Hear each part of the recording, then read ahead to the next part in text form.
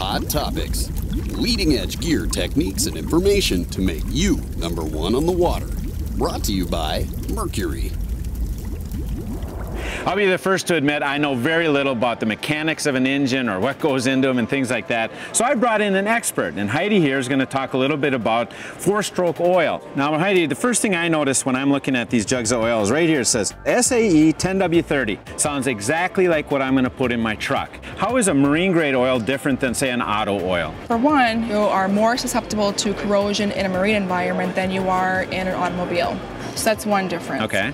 The other difference is load. Imagine driving your car with a fully loaded trailer at a steep incline every time you drive it. Which is kind of what we do with our boat. I've got the throttle down all the time. Right, exactly. The last thing is climate. You can drive your car in all different climates, anywhere from 120 degrees all the way down to -30. So those are the three basic things between the two types of oil. Okay, so we got marine oil, so we definitely want to put that in our boat.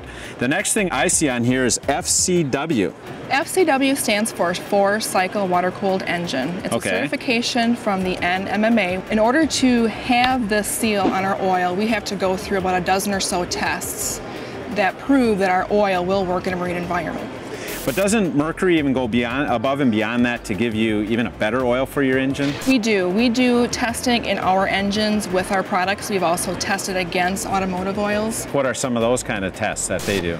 Well, one of them is corrosion. Okay. So to measure corrosion, we actually take a panel from the inside of the engine and submit that to the NMMA. So you put the oil in, you run the test, and then you actually take the engine apart and take a strip out? Yes, we do. And we actually have to submit that in. So when they look at that, they compare that to their base sample. Okay. If they give it a pass or fail. And you try and make sure you're way above even passing. Another test is a shear stability test. What can happen under continuous heavy loads? The oil, the molecules can actually break apart and break down the oil. So you make sure these molecules aren't breaking apart. Correct. Just means that our engines are going to be protected that much longer. Exactly. So look, if I'm going to have a great engine like my Mercury Verado or any other four-stroke, I want to make sure I look for the FCW certification. Correct. I want to make sure it's probably a Mercury brand because that's tested that much better. Right. And it'll just make my engine last that much longer. Absolutely. Perfect.